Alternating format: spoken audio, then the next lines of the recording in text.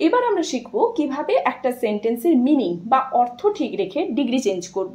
দেখো, প্রত্যেকটা ডিগ্রির আমি যদি রুলস ধরে ধরে আলোচনা করি তাহলে সেটা তোমাদের কাছে অনেকটা বেশি জট পাকানো মনে হবে।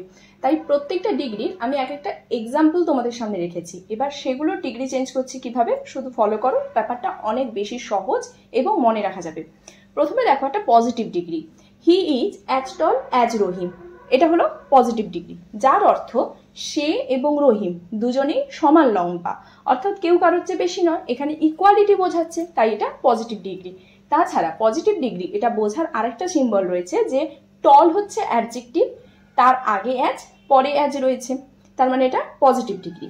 এবার এর যখন আমি কম্পারেটিভ ডিগ্রি করব তখন হচ্ছে রহিম ইজ নট টলার, কারণ আমাকে কম্পারেটিভ করতে বলেছে, তাহলে আমাকে অ্যাডজেক্টিভের কম্পারেটিভ ফর্মটা লিখতে হবে।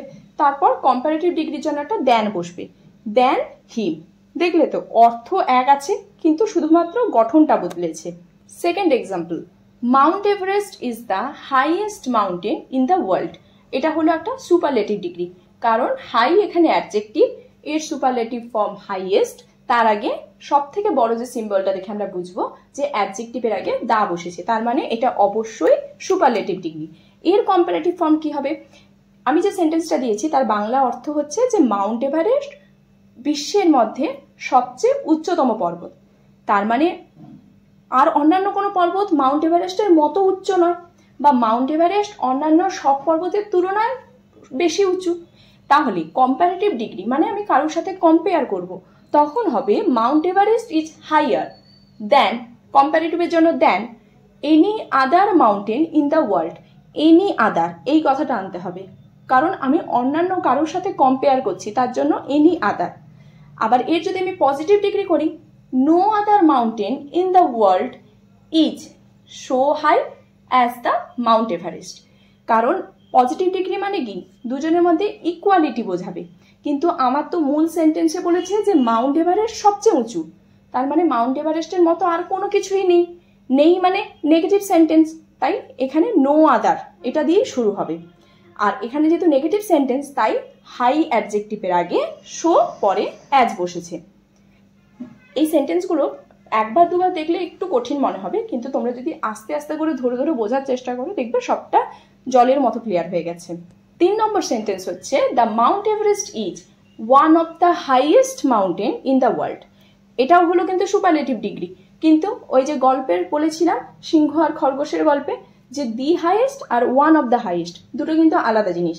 এখানে বলছে যে মাউন্ট এভারেস্ট হচ্ছে অনেক উঁচু উঁচু পর্বতের মধ্যে উঁচু, তার মানে এখানে আরো অনেক উঁচু উঁচু পর্বত রয়েছে। এখানে দুটো সেন্টেন্সের মধ্যে কিন্তু একটা পার্থক্য রয়েছে। তাহলে যখন আমি দেখব সুপারলেটিভ ডিগ্রি রয়েছে এবং ওয়ান অফ দ্য এই টার্মটা ইউজ করা হয়েছে, সেক্ষেত্রে পজিটিভ ডিগ্রি করার সময় প্রথমে আসবে ভেরি ফিউ মাউন্টেন্স, মানে অনেক পর্বতের মধ্যে। ইন দ্য ওয়ার্ল্ড, এবার আমার এখানে সাবজেক্ট হচ্ছে ভেরি ফিউ মাউন্টেন্স, সেই জন্য যেহেতু প্লুরাল ফর্মে আছে তাই ভার্বটা আর হয়ে গেল, as high as the mount Everest. Comparative degree করার সময় দ্য মাউন্ট এভারেস্ট ইজ, কারণ এখানে আবার আমার সাবজেক্টে কিন্তু দ্য মাউন্ট এভারেস্ট, তাই এখানে ভার্বটা সিঙ্গুলার ফর্মে হবে, অর্থাৎ ইজ। কম্পারেটিভের জন্য higher than most other mountains in the world.